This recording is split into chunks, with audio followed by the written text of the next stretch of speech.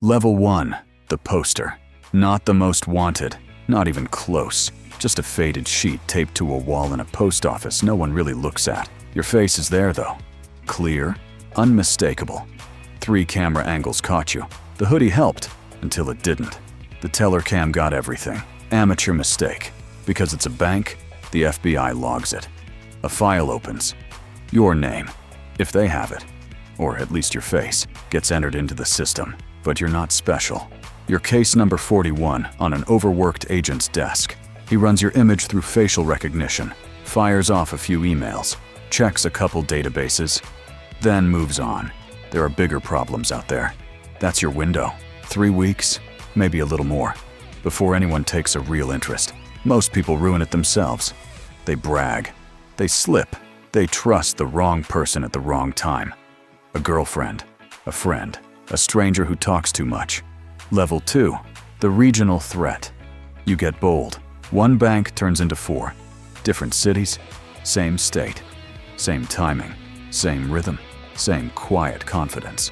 You think you're evolving, but what you're really building is a pattern, and patterns get noticed. This time, the FBI doesn't shrug it off. They form a task force. Small, just 4 agents. But now, you're the only thing on their board. They give you a name, the Hoodie Bandit. Not public yet, just internal, for now. Then the media catches on. Your face spreads.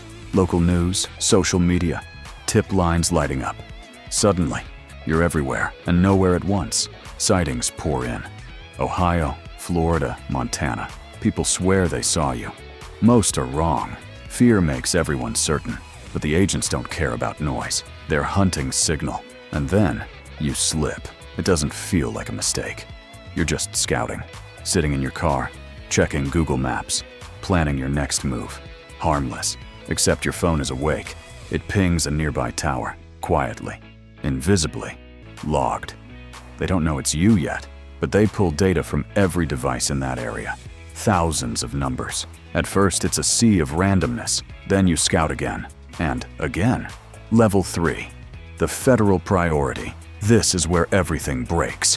1 job goes wrong. A security guard reaches for his weapon, and you react faster. A shot. Chaos. He lives barely, but it doesn't matter anymore. You've crossed a line you can't step back from. You're not just a robber now. You're an attempted killer. And that changes everything. The small task force, it explodes overnight. More agents, more resources, more pressure. Your case gets flagged. Priority. A full-time intelligence analyst is assigned to you, someone whose entire job is to understand you. Not just what you do, but how you think. They map your hits, the timing, the locations, the gaps in between. You think you've been random, careful, unpredictable. You haven't. No one ever is. Patterns start to emerge. Subtle at first, then undeniable. The places you choose, the routes you favor, even the days you move. It all connects. And now, so do people. Your face goes public in a big way. Billboards, news segments, a $25,000 reward. Level 4. The manhunt begins. Now they know who you are. Your name, your past, your entire life, laid out and examined piece by piece. Agents visit your parents, your siblings, former co-workers, old friends. No one is overlooked. Some people talk. Others shut their doors. Your mother is in tears, insisting she doesn't know where you are. And she's telling the truth.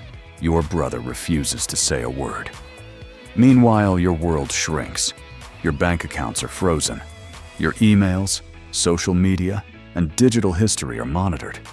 Anyone you've ever been close to is quietly watched, just in case you reach out. You haven't, but the isolation is starting to weigh on you. You move constantly, staying in small motels, paying cash, using fake names that pass casual checks, but wouldn't survive real scrutiny. Somewhere in the middle of the country, Missouri, maybe Arkansas, you try to blend into towns where people mind their own business. You've changed your appearance, a beard, weight loss, stress. It helps. But money is running low. and that forces your hand. You choose a small town. Quiet. No traffic lights. A bank with 2 employees. The kind of place that feels overlooked. You plan carefully, telling yourself this will buy you time. The robbery is quick. Just a few minutes. You enter, take the cash, and leave before anyone can react properly. $12,000. Not enough for long, but enough for now. You're gone before the alarm spreads beyond the town. But something has changed. The bank's new security system captures more than expected. Details in how you move, how you carry yourself. The footage is processed quickly, and suddenly your location is no longer a mystery. Search efforts begin to tighten in the surrounding area. You're still driving, unaware, keeping to back roads, believing you've succeeded again. Then you notice something unusual ahead. Lights, activity. You turn away, choosing a different route. That's when it starts to feel real. Level 5. The fugitive. You endure 3 days in the woods, each one more difficult than the last. At night, temperatures fall sharply, and you do what you can to stay warm, building small fires, then carefully putting them out before dawn to avoid drawing attention. Food is scarce, so you ration what little you have, making it last as long as possible. Even water becomes a challenge as it freezes, leaving you to rely on melted snow, despite the risk of worsening the cold. By the 3rd night, you notice a distant light through the trees. It leads you to a quiet farmhouse, isolated, with a single vehicle outside. You observe from a distance, waiting and watching. There is no movement, only a faint light from inside. Realizing you cannot last much longer in the cold, you make a cautious decision to enter. The house is not abandoned, just temporarily empty. Inside, you find basic supplies, canned food, blankets. And for a brief moment, you are safe. You remain there for 2 days, using only what you need and keeping everything quiet.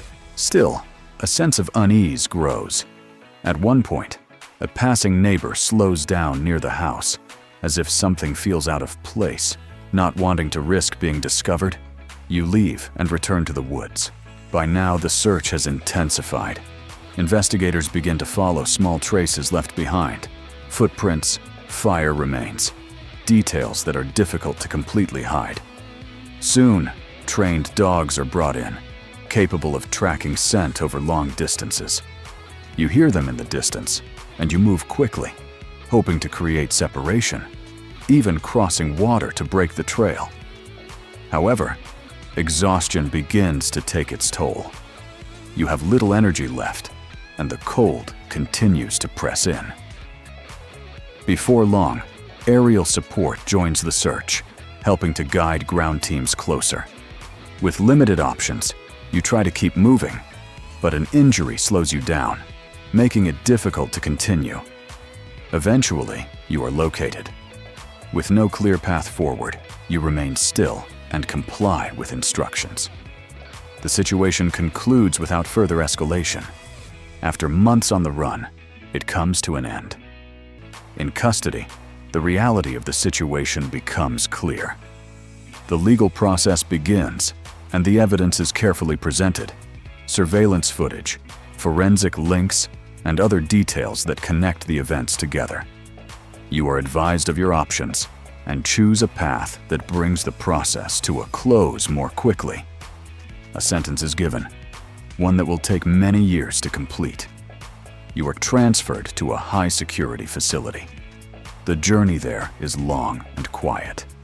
Upon arrival, procedures are thorough, and you are assigned a small, simple living space. Life inside follows a strict routine. Days are structured, and over time, they begin to blend together. At first, the adjustment is difficult. Everything familiar feels distant. Gradually, you adapt. You find stability and routine. Work assignments, reading, exercise. You learn to keep to yourself and avoid unnecessary trouble. Time passes slowly but steadily. Years go by.